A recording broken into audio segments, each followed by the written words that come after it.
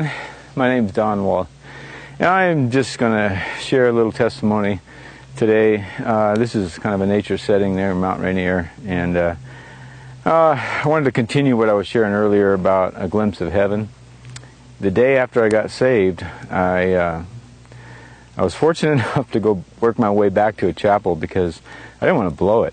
I mean, I had caused myself a lot of grief and sin, and I knew how deadly that was as far as my spirit, my attitude, and I don't know, just being out here in nature, I want to record all of that happened because people have asked me to share this, and I don't know, I guess it's pretty impactful. When I first became a Christian, you know, God gave me a glimpse of heaven, and I thought everybody got that. I just thought it was natural. It was after about a year I realized maybe that wasn't the case. But so I worked my way back to a chapel, and I remember it was the second day, and I asked God, wow, I am so energized, and I am feeling so tremendous right now and powerful, and I wish the whole army could get saved. I mean, if the American army got saved, the Russians couldn't, you know, defeat us no matter what. It was like, that was the Cold War era, 1983, and, you know, that was my thinking at the time. And God, you know, He says, can you trust me? And I'm like, yeah, I just gave you my whole heart for the first time ever. I mean, I committed to follow you no matter what. I committed my heart to you. I don't care what people think of me. I know you're a true love. And so He said, come forward, and I worked my way down into the altar again in a different chapel, but nobody was really around. But I kneeled, and next thing I know, it's like my spirit had left my body. I had an out-of-body experience. And I couldn't tell you if it was 2 minutes, 20 minutes, 2 hours. Seemed like 2 hours, but I know when I came back to my body, it had not moved one iota. I mean, it was exactly like I left it. And, you know, it's kind of like C.S. Lewis Narnia series or something, but I know it was seeing a lot of things in heaven. And I guess that's really what I want to share. You know, I asked God about the army, and the first thing I see is there's these like generals and stuff. They're surrounded this war table like thing, strategy table, and so they're making their plans and their plots and everything, and they're moving all their army and their assets, and as I'm watching this, I'm realizing that they're looking at each other, and it was as if they needed to impress each other. It was their number one goal. It wasn't so much winning this war. It was showing off their skills. And I'm looking at it, I'm thinking, and it's like it dawned on me that this is all irrelevant.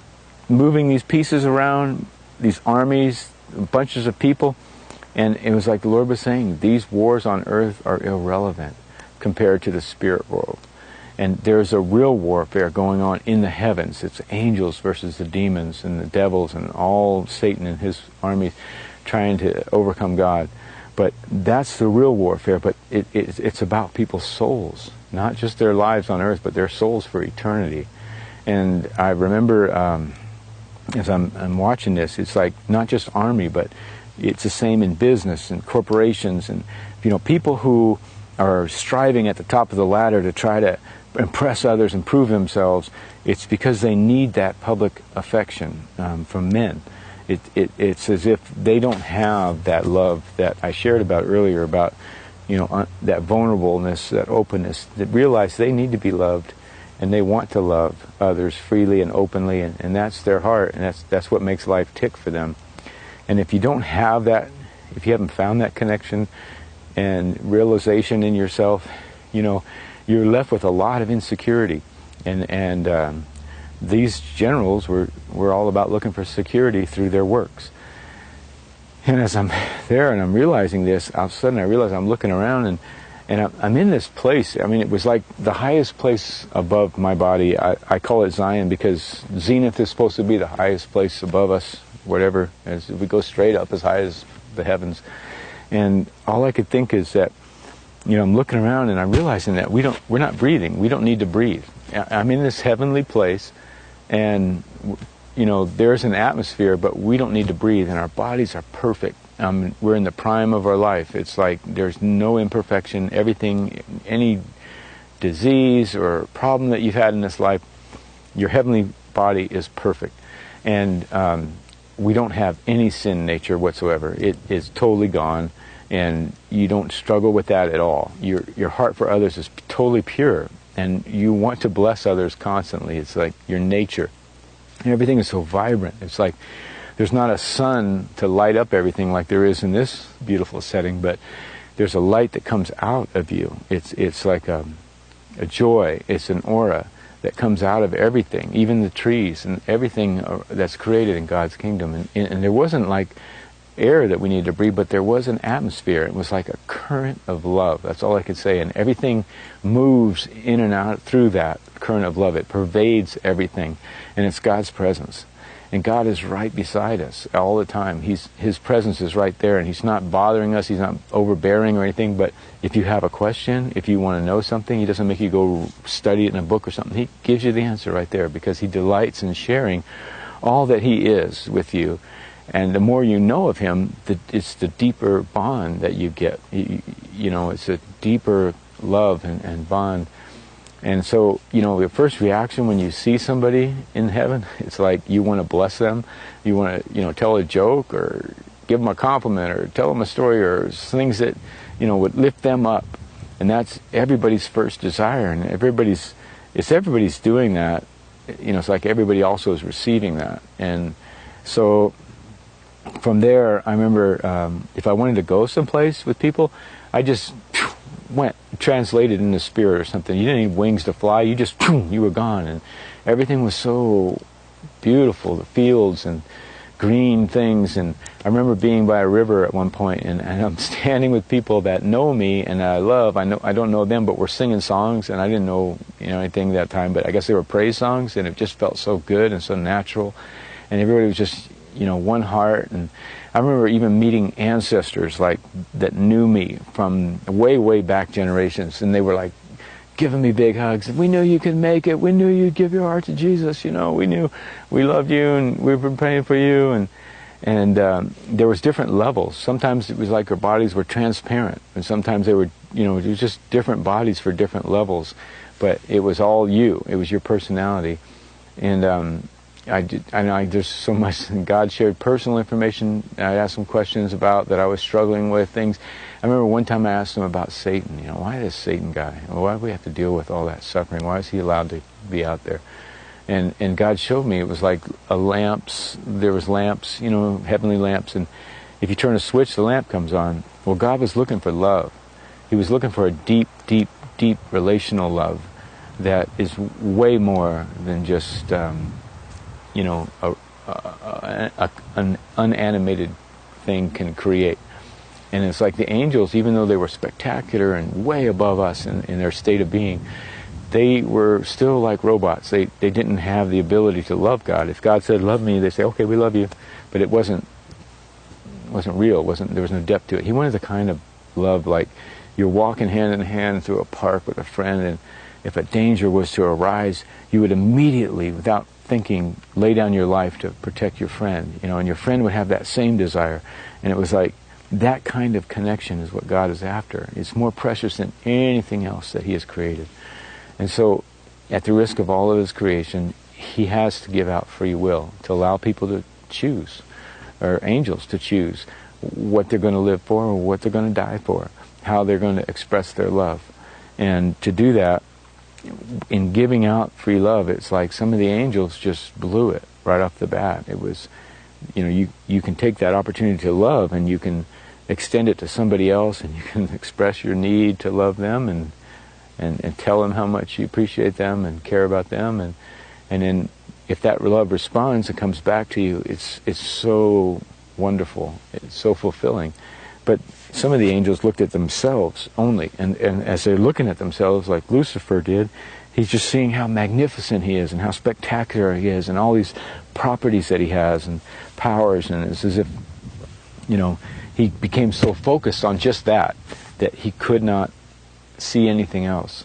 And he noticed there's a difference between him and God. God is you know, a degree higher than Satan, or, you know, even though Lucifer was the highest angel, God was still above all that. And it just enraged him and made him so insecure, because if you're self-focused, if that's all you can see, anything that makes you look less is going to cause you a lot of heartache. And so Satan starts this huge rebellion, and there's a lot of other angels who are just now getting their first opportunity to love, and some of them are making the same mistake. They're just looking at themselves, and instead of loving others, they're loving themselves. And so they listen to Satan's words. There's a huge rebellion. It was like they were spewed out of heaven. Their nature just spewed them out. Couldn't exit fast enough.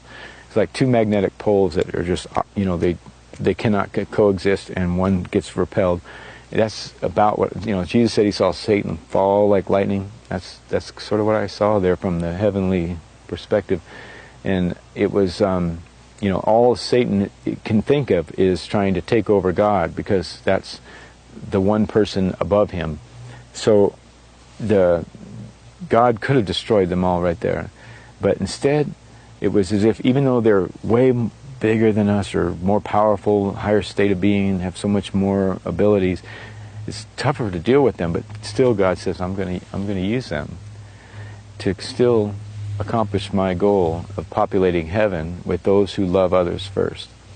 And in that, he created man, and man was a lower state, much slower, almost clay vessels, but yet the power of love and the power of faith is allowed to exist in this reality with us, and through that we become even more powerful than Lucifer, even more powerful than all the fallen angels, because even the angels study humans because they're looking to see the mysteries of God, and the real mystery of God is that purpose of love. And when you understand that, what God is really looking for, it brings such peace and purpose and joy to the rest of your life. So, even though Satan is running around doing all of his things, he's got himself his own little kingdom. And I saw it like from afar. It was like this big rope ladder in space or something. And all these demons and entities are on this rope, and they're like trying to crawl up, and they got one knot, and then they're pulling themselves up. But the people above them are constantly kicking them in the face and trying to knock them back down, because their only security is their position on the ladder. And Satan's at the top, and if anybody comes close to him, he's kicking them, knocking them down. He's fearful of losing his place, but at the same time he needs them to overtake God. And so it's this constant pandemonious type degenerative cycling downward spiral that the enemy, his kingdom is all about. Whereas God's kingdom was this huge plateau, like this field where everybody was equal. They were on the same plane. Nobody needed to be above anybody. And God's sort of in the middle, but his love's radiating out and pulsing and in and out, in and out. And it was like everybody's receiving it and giving it. And the creativity never stops. Even when we leave this world, there's still a lot of creativity. I can remember seeing Jesus from a distance. And it wasn't like he had a whole throng of people, a big audience around him. He didn't need a whole bunch of worshipers following him all over. It was like he had a couple of buddies or something that they were just walking and sharing. And it was like, he was just happy that other people were living out the life that God created them to live, to love others first and enjoy that freedom to love others. And God just showed me so much in this short time. I mean, it almost became so fun. I almost forgot where I was, and I started thinking, oh my goodness, it's just too good to be true, and I don't want to blow it. I don't want to make any mistakes. I don't want to, and God showed me that everything that's done in love, for others first and stuff, is pure. But I got to the point where I even started doubting what I was seeing and thinking, oh, I can't, I don't know if I should partake in this. It's too much. And at that point, the glimpse stopped. It was like I started coming back to my body, and I'm like, no, take me back, please take me back. But, that was sort of the end of it, and I'm back in my body in the chapel. But there was just, God has so much for us, so much. This is just a temporary existence. Do not even think this life has anything to compare with what comes in the next life. I mean, there is just so much. Every soul that you meet in heaven is like another heaven. It's all relational. You learn from their experiences and how they overcame, and it's just so entertaining. The stories, that they can share, and their new creativity.